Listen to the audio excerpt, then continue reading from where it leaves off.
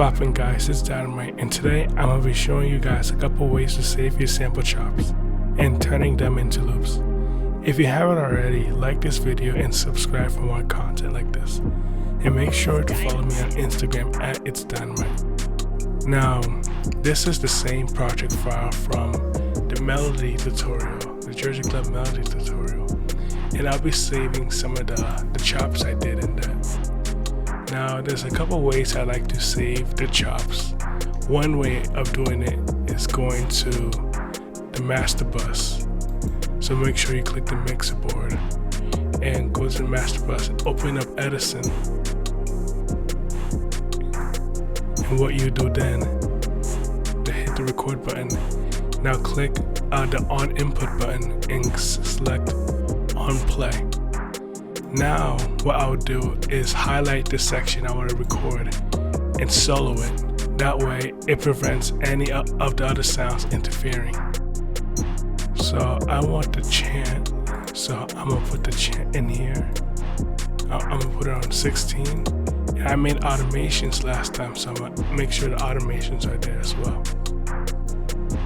So I'm gonna extend it a little bit and you'll see why I did that.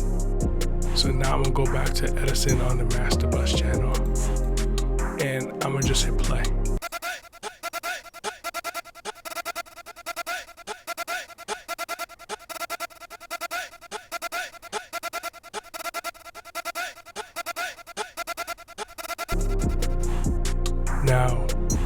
Now that we're finished recording, I like to name the file, so I would go to the wrench tool and let me normalize it first.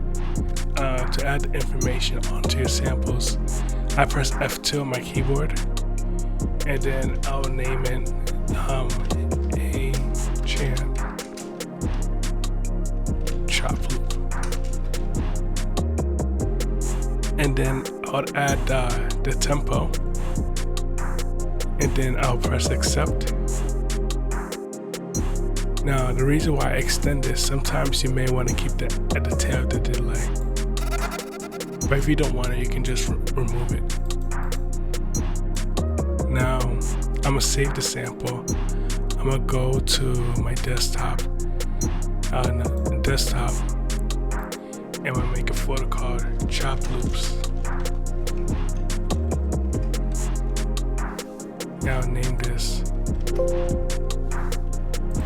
I'll name it a chant chop loop.